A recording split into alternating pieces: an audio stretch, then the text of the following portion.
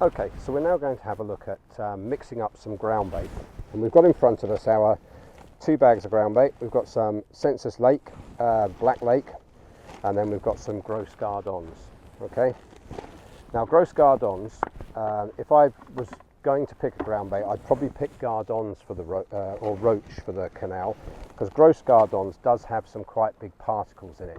So what we're going to do first is we're going to just put a little bit of Gross Gardons, and we're going to put it through a riddle here and get rid of some of the bigger lumps. Now we're only going to mix up about half a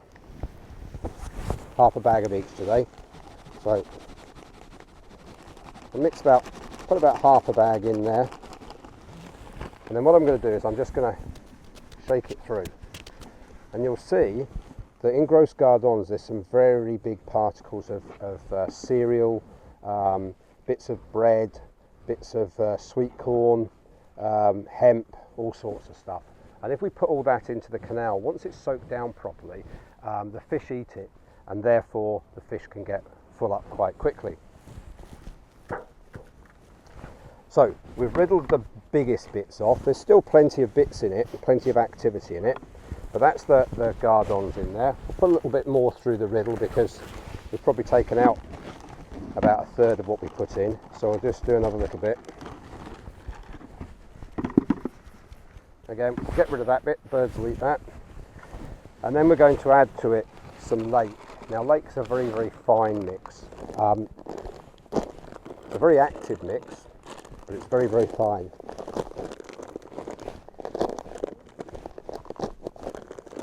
Hands are slippery.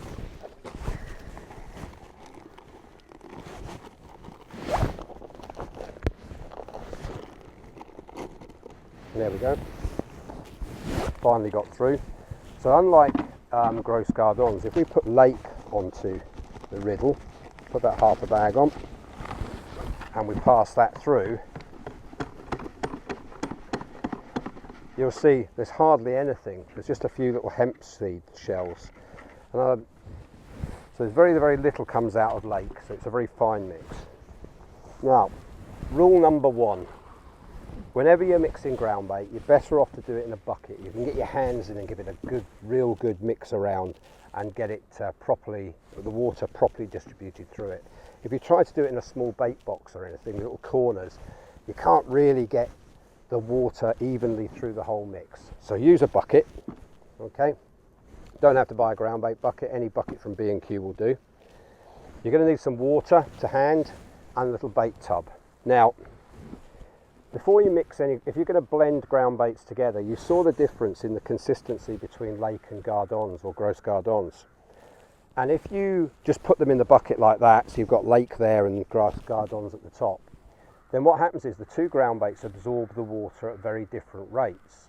So what happens is when you mix it up, you'll end up with a really inconsistent mix where some of it's very wet and the other bits, the bigger particles, are all dry. So the first thing you always do when you're blending ground baits together is give them a good mix and evenly distributed the ground baits, or blend them together so they're all nicely mixed together. Then when we put water in, it's going to absorb the water evenly through the mix. So I know if I took a bag of lake or a bag of Gross Gardons and I added a full tub up to the line of water, so a pint of water, it's pretty much right. And that's because I use the ground baits a lot. But first of all, I've not put exact amounts in here. I've blended the ground baits together, and also you're not going to know exactly what they are when you first start fishing. So what we're going to do is we're going to do it the old-fashioned way, and what we're going to do is called little and often. So we're going to take water and we're going to put about half a tub of water in, because we know it will take that amount of water, and we're going to give it a good mix. Okay, get your hands in there, give it a good old mix, trying to get lots of things, like doing a cake. You want lots of get lots of air in the mix. Okay, now that's distributed all that water evenly through the mix that we've put in. And now if I was to take a ball of that and squeeze it together, it will squeeze into a ball and it will break up. but I can still see within the mix lots of gritty particles, lots of bigger lumps that haven't absorbed any water. And if I was to put that into the water at the moment, you'd get lots and lots of bits coming up to the surface, all those bits of hemp that haven't absorbed any water. They're still dry and they still float. So the mix starts to pop little bits off all the time. And what that can do is, if you've got a bit of flow, which we have on the Forth and Clyde Canal, those little particles coming up, yes, they attract fish in, but they can also take fish out of your peg because the fish follow them. So what we want to do is, it's a little bit dry, and if you leave it for 5 minutes, you'll find it will dry out. So I can already feel that that's probably now dried out quite a lot. So what we need to do is add some more water, but at this stage we need to start being a little bit more careful. So we're just going to add a little bit at a time and mix it through.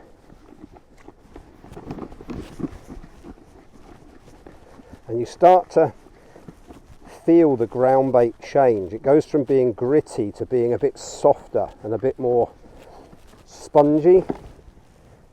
You'll know when you're actually mixing it, you'll get a feel for it. You can still hear that in the bucket. Can you hear it? It's still quite gritty, quite dry, so all the particles haven't absorbed all the water yet.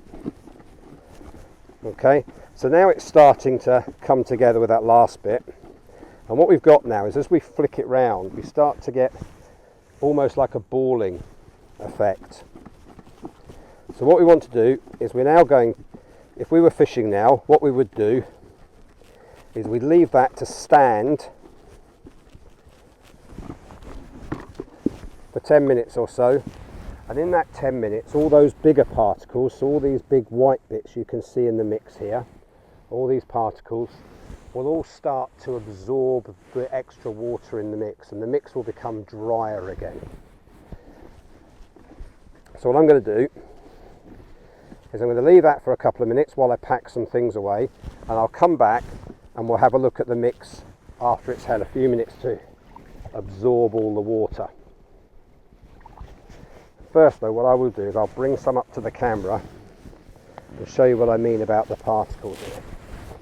I'll do it from the back so I can actually see what I'm looking at. So all these little particles here, okay, all the white lumps and all these shells, those will all start to absorb more water. So I'm going to leave it to stand for a few minutes, and I'm going to go and sort some things out, and then I'll come back and we'll have a look at the mix once it's absorbed the water.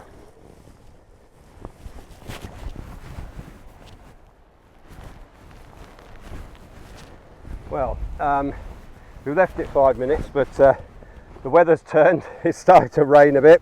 So what we've got now is, in the bucket, the mix has dried out a little bit. Okay, so it will take a tiny fraction more water, but it's really not far away now at all. So, and you can already hear in the bucket, well hopefully you can hear, that it's not making that gravelly noise on the bucket anymore. It's a much softer, much nicer mix.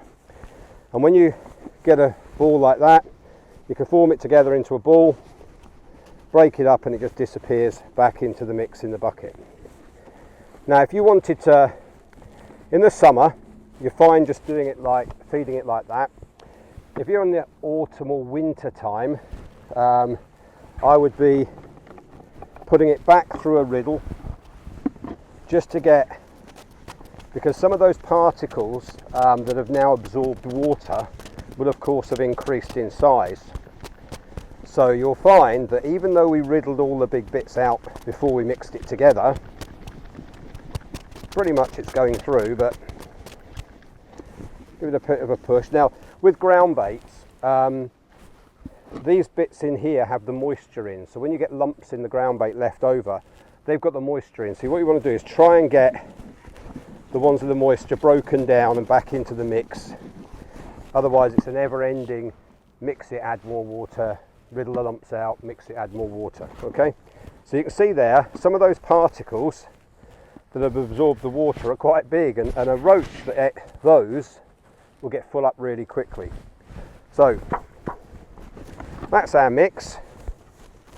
Nice, fine ground bait mix, ready to use. It binds well.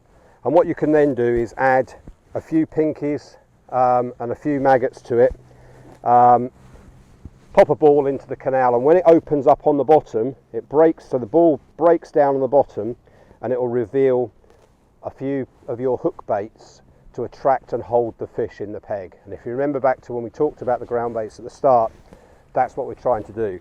We're putting ground bait in to attract and hold fish in the peg and give you the best chance of catching them. So I hope that's been helpful. In the next videos I'll do a quick video on how to make the liquidized bread when I get home, because the weather looks like it's really going to close in now. And we'll then hopefully get out, we'll look at plumbing up on the canal, setting up a peg and actually getting some fishing done. So I look forward to seeing you in the next videos.